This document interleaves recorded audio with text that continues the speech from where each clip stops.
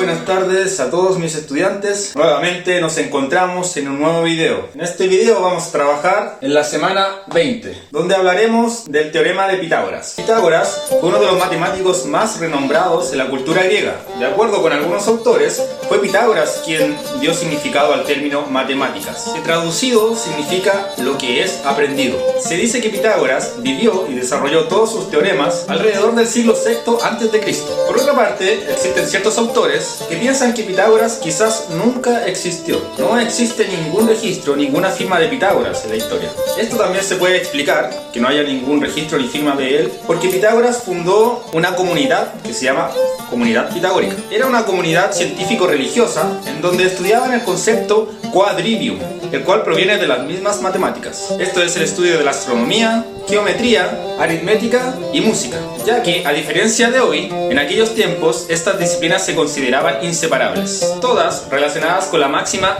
todo es número. Pero popularmente Pitágoras es reconocido principalmente por el teorema de Pitágoras. Teorema que, si bien es cierto lleva su nombre, nadie sabe si fue Pitágoras quien desarrolló ese teorema, ya que Pitágoras era hijo de un joyero y podía darse el lujo de viajar por muchas partes, en donde podía recopilar distintos tipos de teoremas e informaciones. Por eso algunos dicen que quizás Pitágoras simplemente copió este teorema, pero eso no lo podemos saber, ya que no hay registros escritos ni documentación que verifique esa información. Pero lo que sí podemos saber es cuál es el teorema de Pitágoras. Por eso dedicaremos este video a comprender el teorema de Pitágoras. Es por eso que el objetivo de esta clase es explicar la validez del teorema de Pitágoras y aplicar a la resolución de problemas geométricos y de la vida cotidiana. Para explicar esto, debemos ir a la página número 136 del texto del estudiante, en donde podemos ver las siguientes figuras. Primero tenemos un rectángulo conformado por 4 triángulos congruentes. Recordemos que los triángulos congruentes son aquellos que son exactamente iguales en su tamaño, en su área, en su perímetro. Luego tenemos otra figura conformada por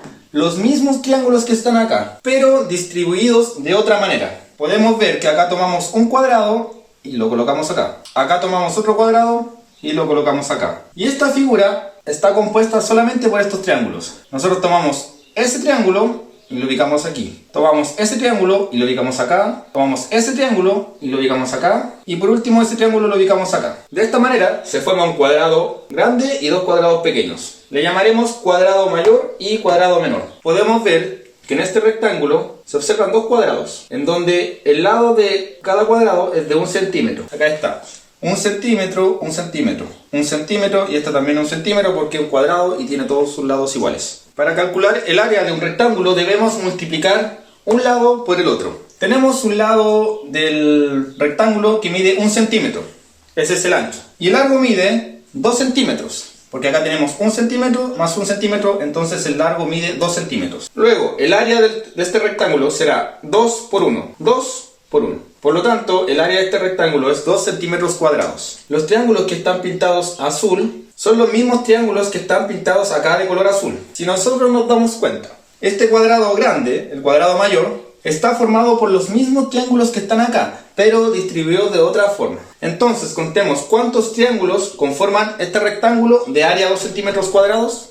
1, 2, 3, 4. Este rectángulo está formado por 4 triángulos congruentes, que son los mismos triángulos que se encuentran en la segunda figura. Observemos este cuadrado. Está formado por 1, 2, 3, 4 triángulos y son los mismos triángulos de acá. Por lo tanto, podríamos deducir que este cuadrado mayor tiene igual área que este rectángulo, porque este tiene 4 triángulos congruentes que son los mismos 4 triángulos congruentes que están acá. Además, si se fijan, este cuadrado correspondería a la mitad de ese rectángulo y este cuadrado a la otra mitad del rectángulo. Por lo tanto, podríamos decir que la suma de estos dos cuadrados es igual a esto, ¿cierto? Pero esto es igual a este cuadrado mayor. Por lo tanto, la suma de estos dos cuadrados será igual a este cuadrado mayor. Es decir, la suma del área de estos dos cuadrados menores será igual al área del cuadrado mayor. El área de ese cuadrado, que es la mitad de este rectángulo, es 1 centímetro cuadrado, porque tiene como lado 1 centímetro.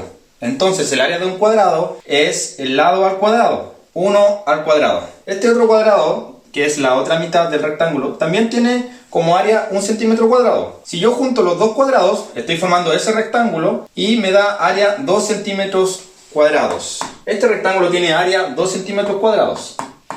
Entonces, como decíamos que el área de este cuadrado grande es igual a la suma de las áreas de los dos cuadrados menores. Por eso el área de este cuadrado grande será 2 centímetros cuadrados. Porque 1 centímetro cuadrado más 1 centímetro cuadrado es igual a 2 centímetros cuadrados. Si nosotros extraemos este triángulo que está acá al centro de color rojo, formado por la intersección de los otros cuadrados, y lo ubicamos acá, podríamos llamarle a este lado A, a este lado B, y a este otro lado mayor C. Siendo este un triángulo rectángulo, es decir, tiene un ángulo de 90 grados, se cumple el siguiente teorema, teorema de Pitágoras. Dice que a al cuadrado más b al cuadrado es igual a c al cuadrado. Quiere decir que este lado al cuadrado más este lado al cuadrado será igual a ese lado al cuadrado, tal como ocurre acá en la imagen. Si se fijan, acá tenemos un triángulo rectángulo con un ángulo de 90 grados ahí. En cada lado de este triángulo rectángulo se proyecta un cuadrado. En estos dos lados se proyecta un cuadrado pequeño de igual área. Y en este lado más grande se proyecta un cuadrado más grande. Entonces nosotros decíamos que la suma del área de esos dos cuadrados menores será igual al área del cuadrado mayor. Esto lo demostramos también con este rectángulo que está acá. Por lo tanto, ocurrirá lo mismo con los lados de un triángulo rectángulo. La suma del cuadrado de esos dos lados será igual al cuadrado de ese lado mayor, donde ese lado mayor se llama hipotenusa y los otros dos lados menores se llaman catetos. ¿Cómo puedo identificar la hipotenusa de los catetos? Muy simple. La hipotenusa siempre está al lado opuesto del ángulo recto. Y los catetos son los que forman ese ángulo recto. Para comprender mejor el teorema de Pitágoras, vamos a ver un ejemplo. Tengo un triángulo rectángulo. El triángulo rectángulo se identifica con ese pequeño cuadrado que nos indica que acá hay un ángulo recto. Sabiendo esto, podemos aplicar el teorema de Pitágoras, ya que el teorema de Pitágoras es aplicable solamente en los triángulos rectángulos. Tenemos un triángulo rectángulo con dos catetos que son 3 y 4.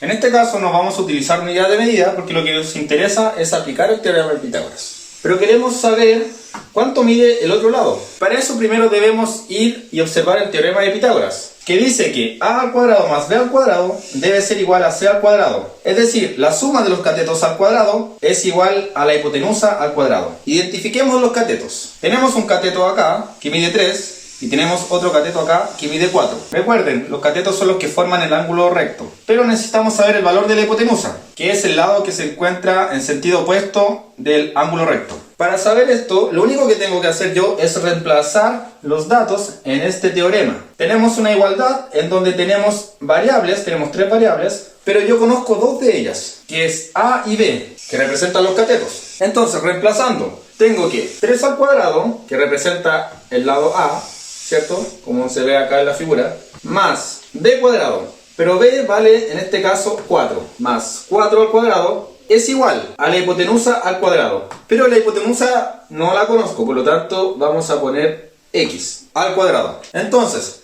resolvemos. 3 al cuadrado es lo mismo que decir 3 por 3, 9. 4 al cuadrado, 16, porque es 4 por 4. Será igual a x al cuadrado. 9 más 16 es 25. Entonces tenemos que x al cuadrado es igual a 25. Podemos ordenarlo de esa manera, ya que es una igualdad. Entonces tenemos que x al cuadrado vale 25. Pero yo necesito saber cuánto vale x, no x al cuadrado. Para eliminar un cuadrado de un número, yo debo aplicar la raíz cuadrada. Es por esto que voy a aplicar la raíz cuadrada en ambas partes de la igualdad. Esto quiere decir que aplicaré la raíz cuadrada de x cuadrado y además la raíz cuadrada de 25. Como nosotros ya vimos lo que son las raíces cuadradas, sabemos que la raíz cuadrada de 25 es aquel número que multiplicado por sí mismo resulta en 25. Y ese es el número 5. Y la raíz cuadrada de x cuadrado es aquel número que multiplicado por sí mismo resulta en x cuadrado. ¿Y qué número multiplicado por sí mismo será x cuadrado? X por x es igual a x al cuadrado. Por lo tanto, el número que multiplicado por sí mismo es x cuadrado es x. Por lo tanto, x será igual a 5. Entonces, la medida de los lados será 3, 4 y 5. En resumen, el teorema de Pitágoras consiste simplemente en que la suma de los cuadrados de los catetos, acá tengo los catetos, que a al cuadrado más b al cuadrado siempre será igual a c al cuadrado. Es decir, la suma de los cuadrados de los catetos será igual a la hipotenusa al cuadrado. Como vimos acá, teníamos un lado de 3, un lado de 4.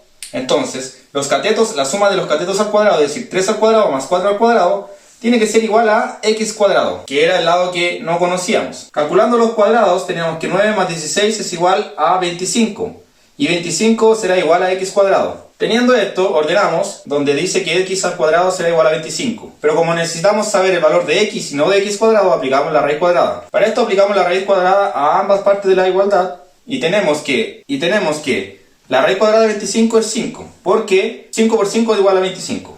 Y la raíz cuadrada de x al cuadrado es el número que multiplicado por sí mismo sea x cuadrado.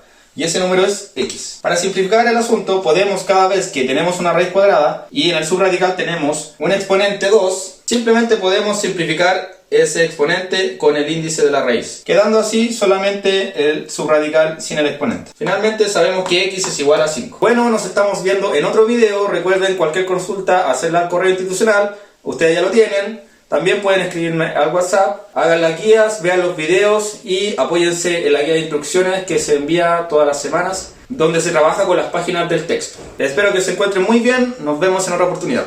Hasta luego.